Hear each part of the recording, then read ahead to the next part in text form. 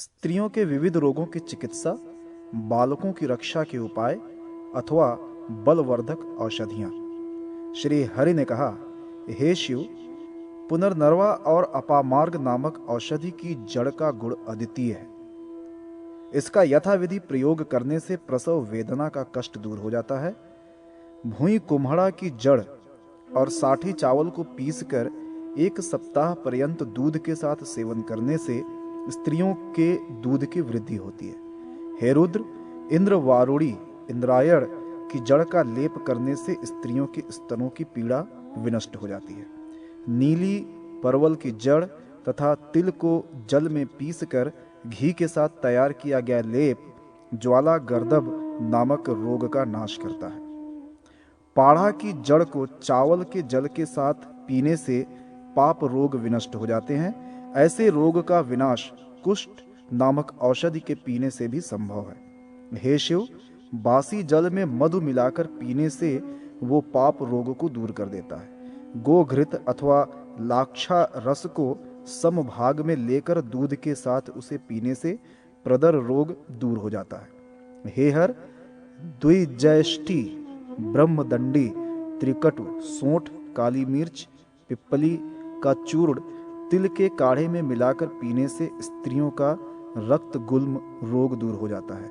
हे महेश, लाल कमल का कंद, तिल तथा शर्करा का औषधिक योग स्त्रियों में गर्भ धारण की क्षमता उत्पन्न कर देता है। शर्करा के साथ इन औषधियों को पीने से स्त्रियों का गर्भपात रुक जाता है तथा शीतल जल के साथ सेवन करने से रक्तस्राव भी बंद हो जाता है।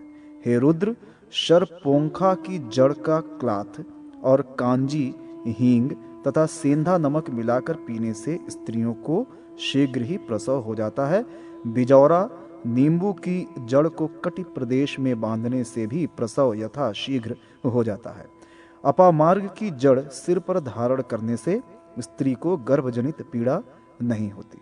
हे हर, जिस बालक के मस्तक पर गोरोचन का तिलक रहता है और बालक शर्करा तथा कुष्ठ नामक औषधि का पान करता है, वो विष, भूत, ग्रह तथा व्याधि जनित विकारों से दूर रहता है। हे रुद्र, शंख नाभि, सुगंधित द्रव्य विशेष, वच, कुष्ठ और लोहा, लोहे की ताबीज या कठुला बच्चे को सदैव धारण कराना चाहिए।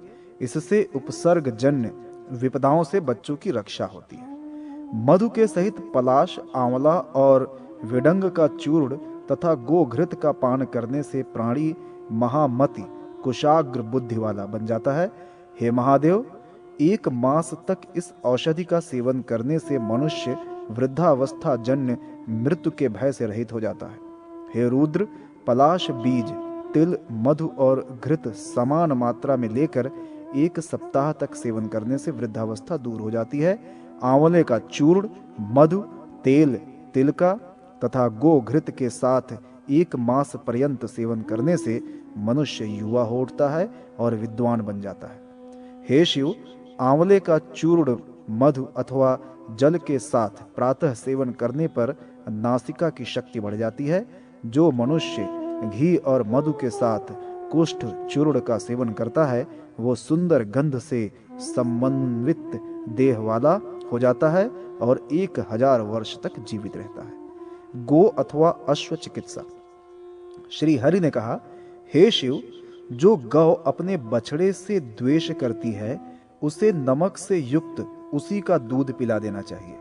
ऐसा करने से वो बछड़े से प्रेम करने लगेगी। कुत्ते की हड्डी को भैंस और गाय के गले में बांधने से उनके शरीर में पड़े हुए कीड़े गिर जाते हैं, इसमें संदेह नहीं। घुंघुची की जड़ को खिलाने से भी गायों के शरीर में पड़े हुए कीड़े विनष्ट हो जाते हैं। हे शिव, वरुण फल के रस को हाथ से मथकर उसे घाव में भरने से उसके अंदर पड़े हुए 4 पैर वाले तथा 2 पैर वाले कीड़े नष्ट हो जाते हैं। हे रुद्र, जया नामक औषधि को घाव में भरने से वो सूख जाता है। हाथी का मूत्र पिलाने से गाय और भैंसों में फैलने वाला उपसर्ग रोग, दैवी आपदा जन्य महामारी आदि नष्ट हो जाता है। मट्ठे में मसूर और साठी चावल को घिस कर पिलाने से भी लाभ होता है। गाय और भैंस के दूध में तुलनात्मक दृष्टि से गाय का दूध ही पुरुष के लिए विशेष हितकारी होता है। हे शिव, शरपोंखा के पत्ते को नमक के साथ खिलाने से घोड़े तथा हाथियों का वारिस्फोट नामक रोग नष्ट हो जाता है।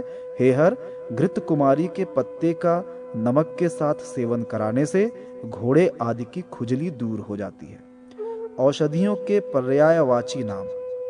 सूत जी ने कहा, हे ऋषियों, भगवान धन्वंतरि ने इस प्रकार महर्षि सुश्रुत को वैदिक शास्त्र सुनाया था। अब मैं औषधियों के पर्यायवाची नाम संक्षिप्त रूप से आप सभी को सुनाऊंगा। स्थिरा, विदारी गंधा, शालपर्णी तथा अंशुमति एक ही औषधि के नाम है। लांगली नामक औषधि ही कलसी, क्रोस्ट्रापुच्छा तथा गुहा नाम से जानी जाती है। पुनर्नवा को वर्षाभ, कठिल्या और करुड़ा कहा जाता है। उरुवुक, आम तथा वर्धमानक ये एरंड के नाम है। झषा और नागबला को एक ही औषधि मानना चाहिए। गोक्षुर अथवा गोखरू को श्वदंष्ट्रा कहा जाता है। शतावरी नामक औषधि वरा, भीरू, पीवरी, इंदीवरी तथा वरी के नाम से प्रसिद्ध है।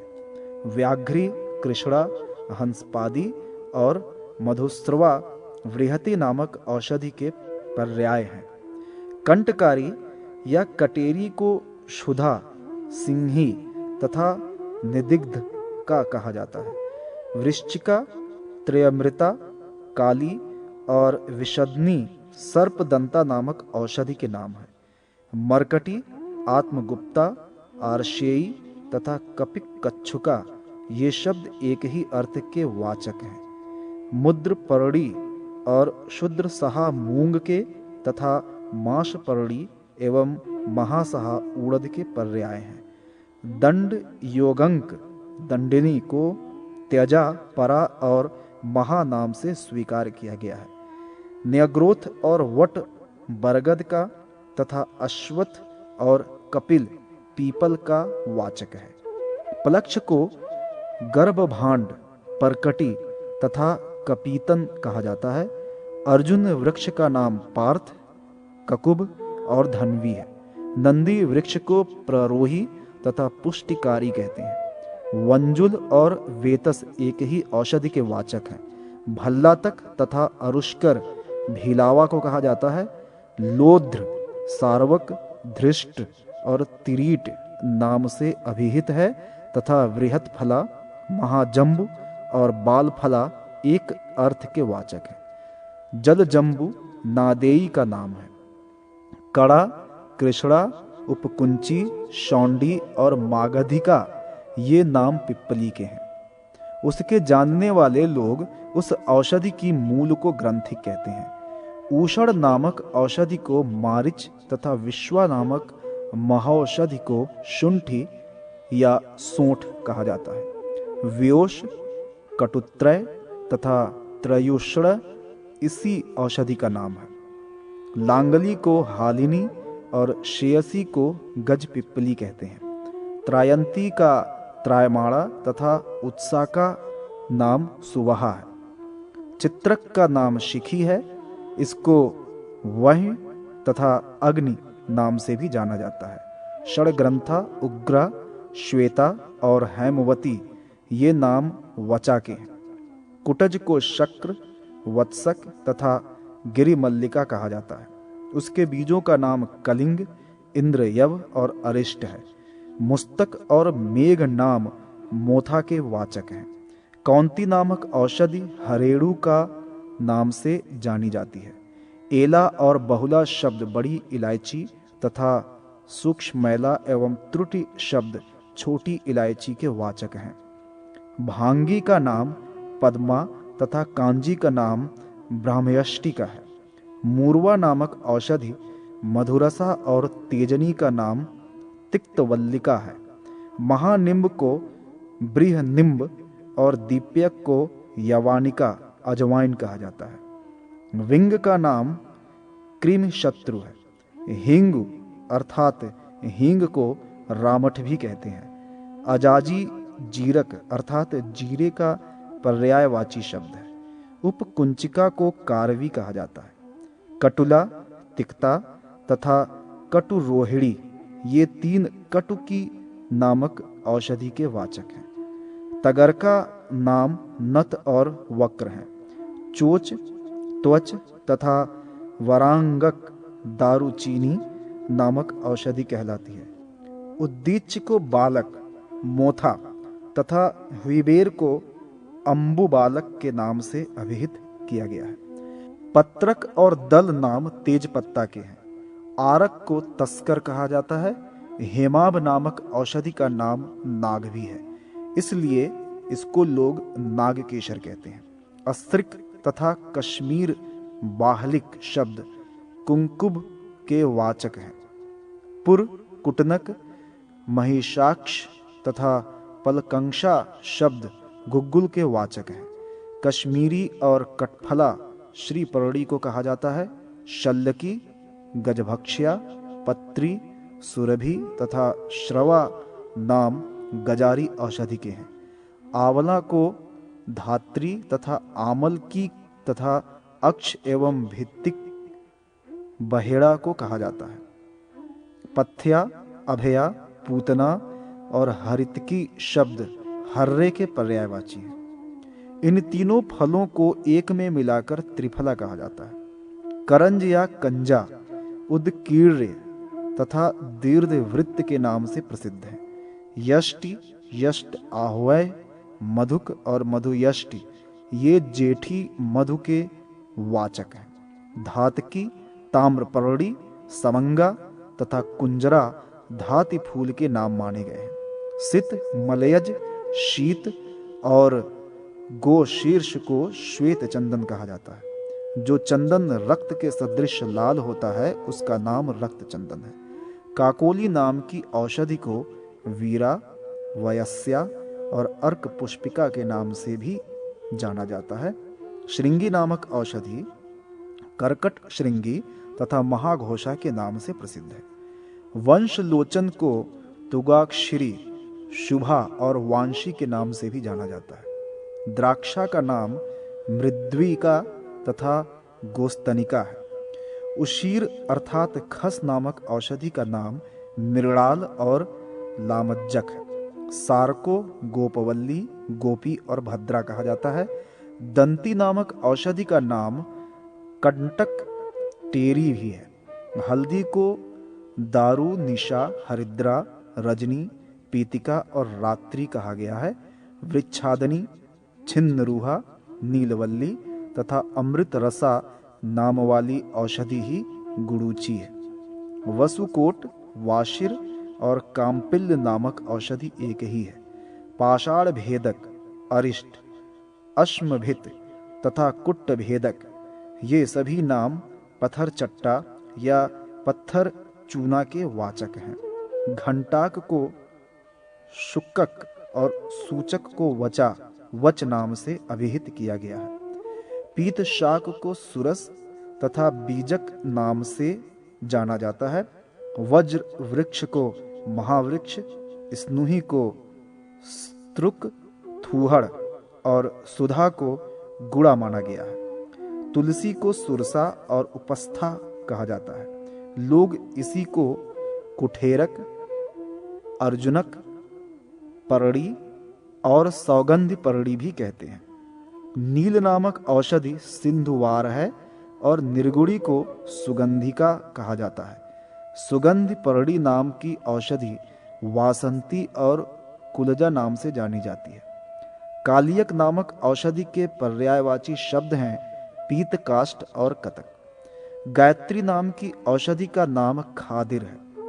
कंदर अर्थात कत्था उसी का भेद माना गया है। नील कमल के वाचक इंदिवर, कुवलय, पद्म तथा नीलोत्पल माने गए हैं। सौगंधिक, शतदल और अब्ज कमल को कहा जाता है। अजवर्ण, उर्ज, वाजकर्ण तथा अश्वकर्ण एक ही औषधि के नाम हैं। श्लेषमांतक, शेलु और बहुवार एक ही अर्थ के वाचक हैं। सुनंदक, कुकुदभद्र, छत्रा की तथा छत्र रास्तना नाम की औषधि के वाचक हैं। कबरी, कुंभक, धृष्ट, क्षुद्विधा और धनकृत एक ही औषधि के नाम है। कृष्णार्जक तथा कराल नामक औषधि कालमान तथा काममान नाम से प्रसिद्ध है। वरियारा नामक औषधि को प्राची, बला और नदी क्रांता कहा जाता है। कालजंघा नाम की औषधि का पर्यायवाची शब्द वायसी है। मूषिक परड़ी नामक औषधि भ्रमंती और आखू परड़ी के नाम से जानी जाती है।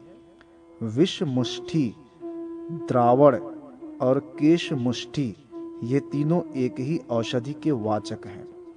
किनलिही तथा किणिही को कटुकी तथा अंतक को अम्ल वेतस कहा जाता है। अश्वत्था और बहुपत्रा एक ही औषधि हैं। इसी को लोग आमल भी कहते हैं। अरुशक्र का नाम पत्र शूक है। क्षीरी को राजादन नाम से स्वीकार किया गया है। महापत्र का नाम दाड़िम है। इसी को करक भी कहा जाता है। मसूरी, विदली, शप्पा और कालिंदी नाम एक ही अर्थ के वाचक हैं। कटेरी वृक्ष को कंटका, महाश्याम और वृक्ष पादा कहा जाता है। विधा, कुंती, त्रिभंगी, त्रिपुटी और त्रिवृत्त ये सभी शब्द एक औषधि के वाचक हैं। सप्तला, यवतिकता, चर्मा और चर्म कसा ये सभी नाम समान औषधि के माने जाते हैं। अक्षी पीलू को शंखिनी, सुकुमारी और तिक्ताक्षी कहा जाता है। अपराजिता नामक औषधि के पर्यायवाची शब्द हैं गवाक्षी, अमृता, श्वेता, गिरिकरणी तथा गवादिनी। कंपिल को रक्तांग, गुंडा और रोचनी कहा जाता है। हेमक्षीरी या स्वर्णशिरी नाम की औषधि को पीता, गौरी तथा कालदुग्धि का नाम से स्वीकार किया गया है। गांगेरू की नागबला, विशाला और इंद्रवारुणी अर्थात इंद्रायण एक ही औषधि के वाचक हैं। रसांजन नामक औषधि के पर्याय हैं तार्च, शैल, नीलवर्ण तथा अंजन। शालमली तथा सेमर वृक्ष के निर्यास को मोचरस के नाम से अभिहित किया गया है। प्रत्यक पुष्पी को खरी और अपामार्ग को मयूरक कहा गया है। जंगली अड़ूसा का नाम है सिंहयास्य, वृषवासक तथा आटरूष। जीवशाक नामक औषधि को जीवक और करबुरी को शटी नाम से भी कहा गया है। कटफल का नाम सोमवृक्ष तथा अग्निगंधा का नाम सुगंधिका भी है। सौंफ को सतांग और शतपुष्पा कहा जाता है। मिसी को मधुरिका माना गया है। पुष्कर मूल को पुष्कर तथा पुष्कराह्य नाम से स्वीकार करना चाहिए। यास नामक औषधि के पर्यायवाची शब्द हैं धनवयास, दुष्पर्श और दुरालभा। वाकुची अर्थात वकुची, सोमराजी और सोमवल्ली एक ही औषधि के नाम हैं। भंगरैया को मार्कव, केशराज तथा भृंगराज कहा जाता है। एड़गज नामक औषधि को आयुर्वेद एवं वनस्पतियों के विद्वान चक्रमर्दक या चकवड़ कहते हैं। काकतुंडी नामक औषधि के वाचक हैं सुरंगी, तगर, स्नायु, कलनाशा और वायसी। महाकाल को बेल तथा तंडुलीय को धनस्तन कहा जाता है।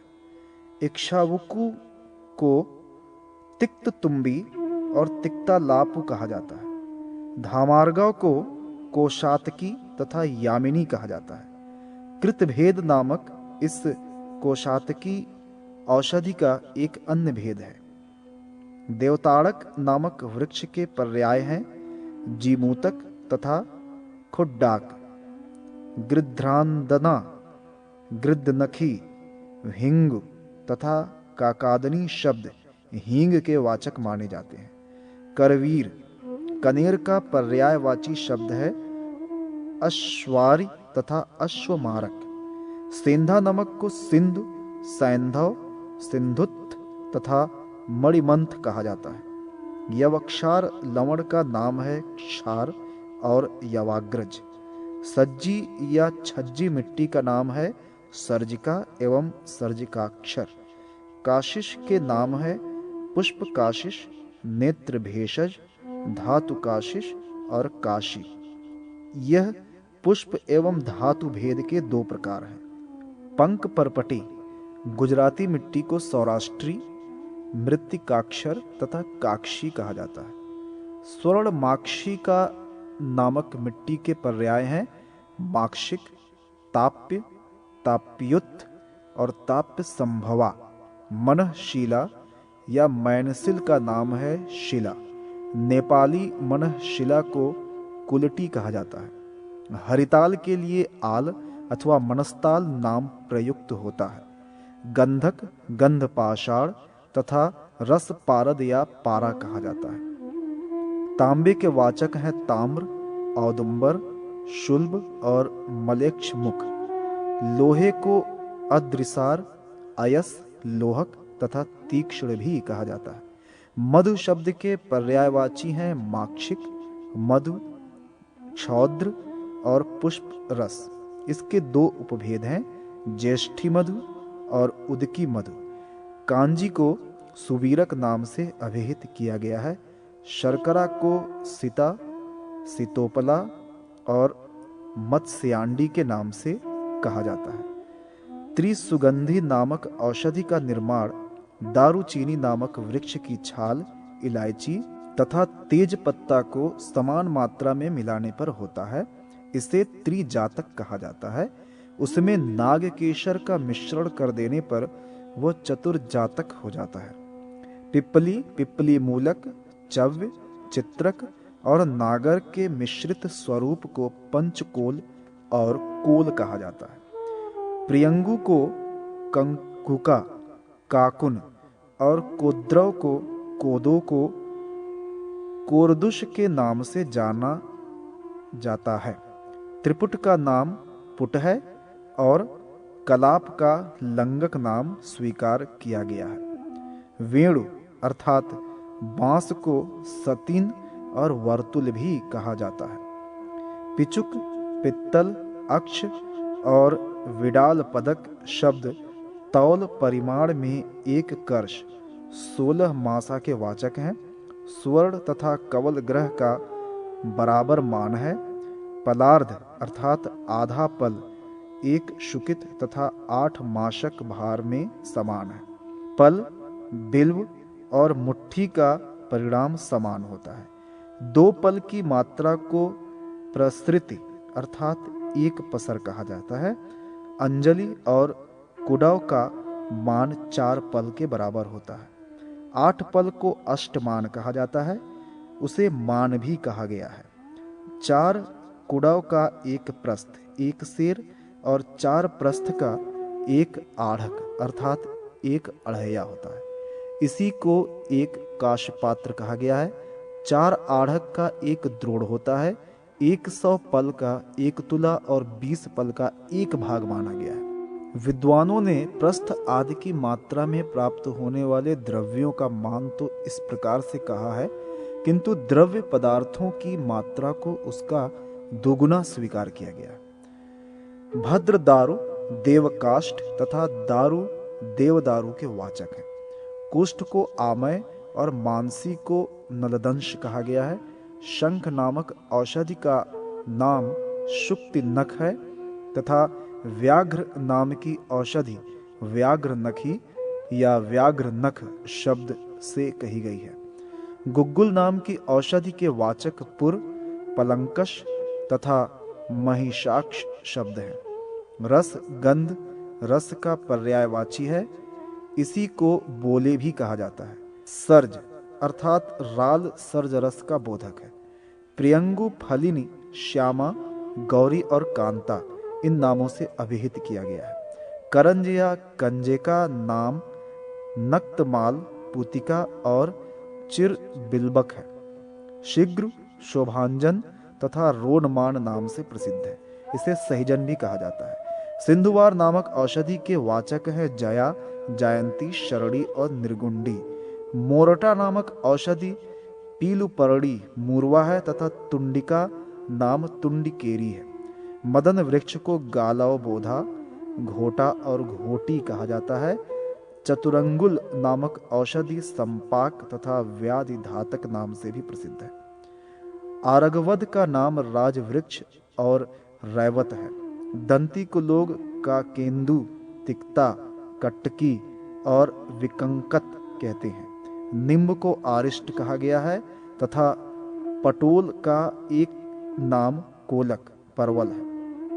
वयस्था का नाम विशिल्या, छिन्ना और छिन्न रूहा है। गुड़ूची के पर्यायवाची हैं वशा, दंती तथा अमृता। किरातक्ति का नाम भूनिम्ब और कांड तिक्त है। सूत जी ने कहा, हे शौनक, ये सभी नाम वन में उत्पन्न होने वाली औषधियों के हैं। इन्हीं वनस्पतियों का वर्णन भगवान श्री हरि ने शिव जी से किया था। अब मैं कुमार अर्थात भगवान स्कंद के द्वारा कहे गए व्याकरण शास्त्र को बतलाऊंगा, उसे आप ध्यान पूर्वक सुने।